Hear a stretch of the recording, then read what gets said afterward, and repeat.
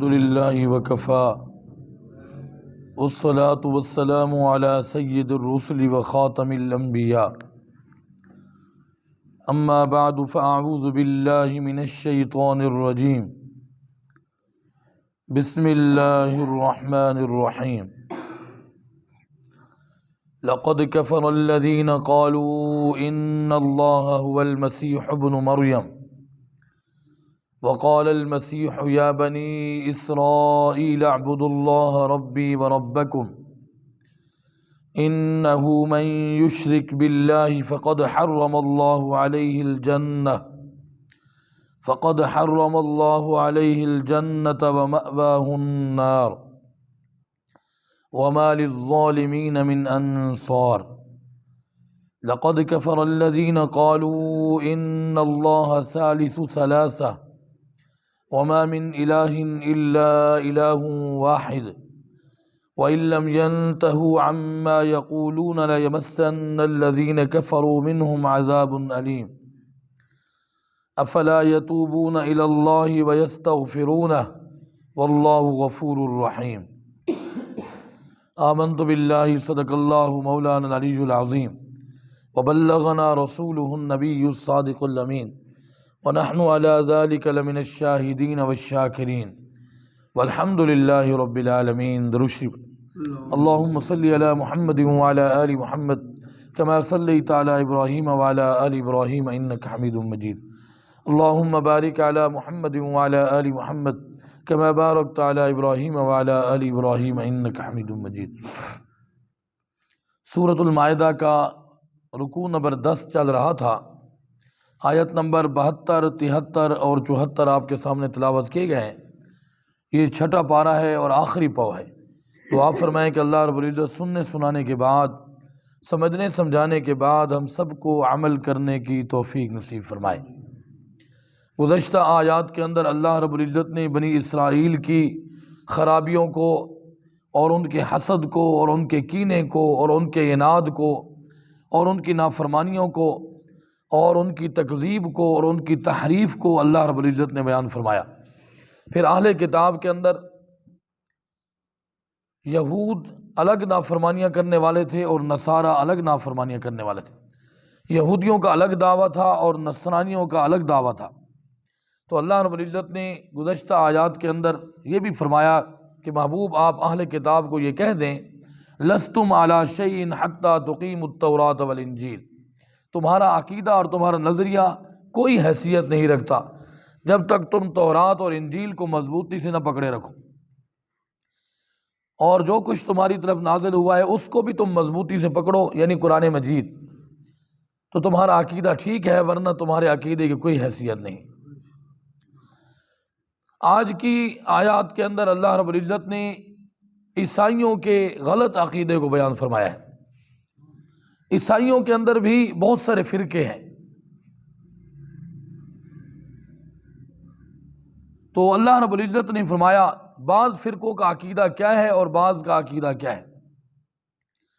لقد کفر الذین قالوا ان اللہ هو المسیح ابن مریم، کفر کیا پکی بات ہے ان لوگوں نے. لام بھی تاکید کے لیے اور قد بھی تاکید کے لیے. لقد کفر الذین قالوا، یعنی پکی بات ہے کہ ان لوگوں نے کفر کیا جنہوں نے یہ کہا ان اللہ هو المسیح ابن مریم، کہنے لگے بے شک اللہ جو ہے وہ عیسیٰ بن مریم ہی ہے. اللہ جو ہے وہ عیسیٰ بن مریم ہی ہے. اس کو کہتے ہیں عقیدہ حلولی.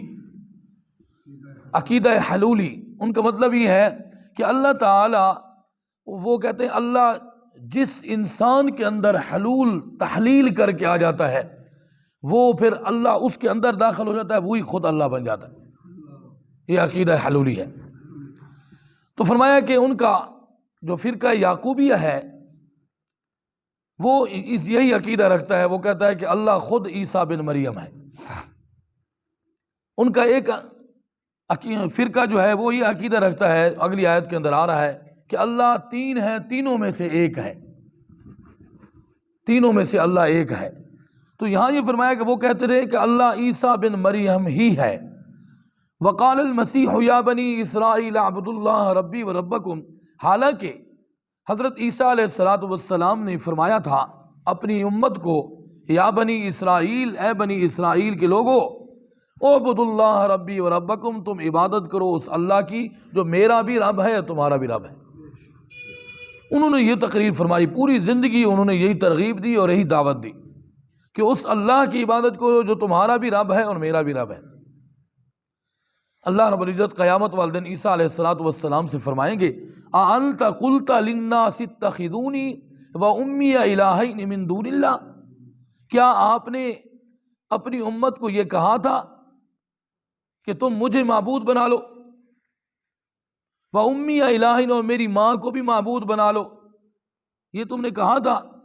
تو عیسیٰ علیہ السلام اللہ کے سامنے کہیں گے، یا اللہ میں اس طرح کیسے کہہ سکتا ہوں، تو خود مجھے جانتا ہے اور میرے الفاظ اور میری دعوت آپ کے پاس محفوظ ہیں، تو میں کیسے یہ نافرمانی والے کام کر سکتا ہوں؟ تو اللہ رب العزت نے فرمایا، عیسیٰ بن مریم تو پوری زندگی یہ دعوت دیتے رہے ہیں کہ لوگوں اللہ کی عبادت کرو، وہ میرا بھی رب ہے تمہارا بھی رب ہے۔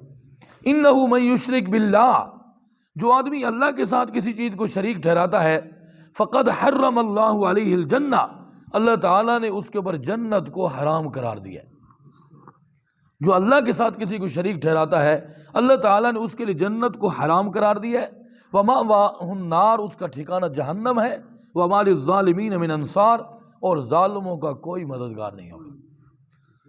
اب تھوڑی سی ہم توجہ کرتے ہیں اپنی امت کی طرف، امت محمدیہ کی طرف، کہ جو عقیدہ حلولی ان عیسائیوں کا تھا، وہ کہتے تھے کہ اللہ عیسیٰ بن مریم ہی ہے، وہی عقیدہ ہم مسلمانوں میں بھی آ گیا۔ کسی شاعر نے، کسی مشرک شاعر نے یہ کہا، وہ جو مستوی عرش تھا، وہ جو مستوی عرش ہے خدا ہو کر، وہ جو مستوی عرش ہے خدا ہو کر، اترا ہے مدینے میں مصطفیٰ ہو کر۔ یہ امت محمدیہ کے لوگوں نے کہا، وہی عقیدہ، فرق ہے کوئی؟ انہوں نے کہا کہ عیسیٰ بن مریم ہی اللہ ہے، انہوں نے کہا کہ وہی جو مستوی عرش ہے خدا بن کر، وہی اترا ہے مدینے میں مصطفیٰ بن کر۔ انہوں نے بھی اللہ کو، جناب رسول اللہ صلی اللہ علیہ وسلم کو اللہ کہہ دیا۔ اور کسی نے یہ کہا، چاچڑ وانگ مدینہ ڈسدا، کوٹ مٹھن بیت اللہ، چاچڑ وانگ مدینہ ڈسدا، کوٹ مٹھن بیت اللہ، ظاہر وچ ہے پیر فریدن، باطن وچ ہے خود اللہ۔ نعوذ باللہ، یہ ہمارا اس امت کے لوگوں کا بھی یہ عقیدہ بن گیا، وہی عقیدہ حلولی۔ تو فرمایا کہ یہ عقیدہ جو عیسائیوں والا ہے وہ مسلمانوں کے اندر بھی آ گیا، اور مسلمانوں کے اندر بھی کئی لوگوں نے پیروں کو بھی اللہ بنا دیا ہے، اور کسی نے حضرت علی کو اللہ بنا دیا ہے، کسی نے پیر عبد القادر جیلانی رحمۃ اللہ علیہ کو اللہ بنا دیا ہے، کسی نے رسول اللہ صلی اللہ علیہ وسلم کو اللہ بنا دیا، جبکہ جناب رسول اللہ صلی اللہ علیہ وسلم ہمیشہ یہ دعوت دیتے رہے ہیں کہ اللہ وحدہ لا شریک ہے، اللہ کے ساتھ کسی چیز کو شریک نہ ٹھہرانا۔ ایک حدیث پاک کے اندر ہے، رسول اللہ صلی اللہ علیہ وسلم نے صحابہ کرام کو ترغیب فرماتے فرمایا، اے میرے صحابہ کرام، تم کبھی بھی اللہ کے ساتھ کسی چیز کو شریک نہ ٹھہرا، اگرچہ تمہارے ٹکڑے ٹکڑے کر دیے جائے، تم جلا دیے جاؤ، سولی پر لٹکا دیے جاؤ، یہ برداشت کر لینا، اللہ کے ساتھ کسی چیز کو شریک نہ ٹھہرا۔ تو بہرحال فرمایا جو اللہ کے ساتھ کسی کو شریک کرے گا اللہ تعالیٰ نے اس کے اوپر جنت کو حرام قرار دیا اور اس کا ٹھکانہ جہنم ہے۔ ایک عقیدہ تو ان کا حلولی تھا، دوسرا عقیدہ تثلیث تھا ان کا، وہ کہتے تھے اللہ تینوں میں سے ایک ہے، یا وہ کہتے تھے روح القدس جبریل علیہ السلام کے بارے میں، یا کہتے تھے عیسیٰ علیہ السلام کے بارے میں، یا ان کی والدہ کے بارے میں، کہتے ہیں ان تینوں میں سے اللہ ایک ہے۔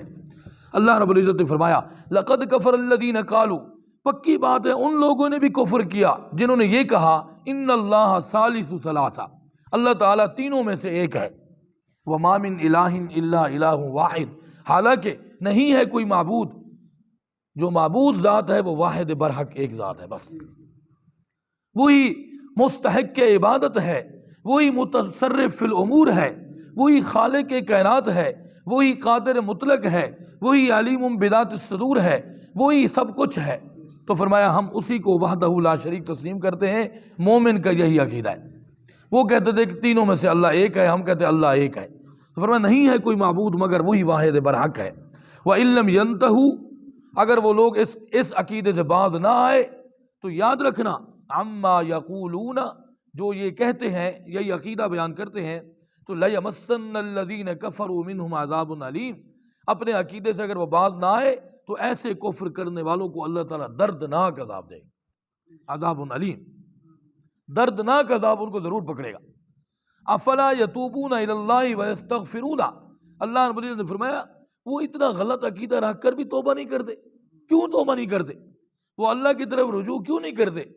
اگر وہ رجوع کر لیں ویستغفرون اور اپنے گناہوں کی معافی مانگ لیں تو اللہ تعالیٰ واللہ غفور الرحیم، اللہ تعالیٰ غفور الرحیم ذات ہے، وہ سچی توبہ کر کے آ جائیں اور اپنے عقیدے کی درستگی کر لیں، اللہ کو وحدہ لا شریک تسلیم کر لیں، اللہ کے ساتھ شریک ٹھہرانے سے باز آ جائیں، وہ گناہوں کی سچی توبہ مانگ لیں تو اللہ تعالیٰ ان کے گناہوں کو معاف فرما دے گا۔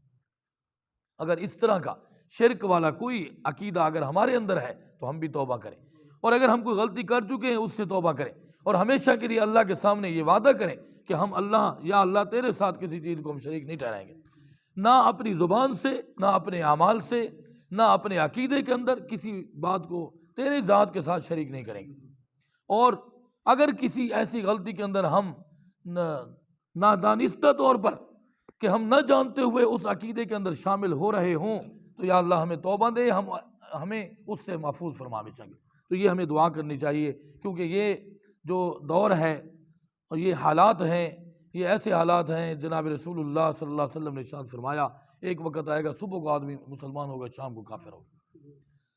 تو اس لیے ہمیں پتہ نہیں چلے گا ہم کون سا عمل کر کھڑے ہیں جو انتہائی ہمارے اعمال کو ختم کر دے گا اور ہمارا عقیدہ خراب کر دے گا۔ اس لیے ہمیں رات دن سچی توبہ بھی کرنی چاہیے اور پوری کوشش بھی کرنی چاہیے، ہر طرف سے ہماری پوری نگاہ ہو کہ ہم کہیں ایسی جگہ پر نہ پھنس جائیں جہاں ہمارا عقیدہ خراب ہو جائے، اس پر پوری محنت ہو، اور اللہ وحدہ لا شریک کو ہم وحدہ لا شریک ہی مان لیں اور اس ذات کی محبت اپنے دل کے اندر بٹھائیں اور اس کے ساتھ تعلق کو جوڑیں تاکہ دنیا اور آخرت کی ہمیں کامیابی نصیب ہو جائے۔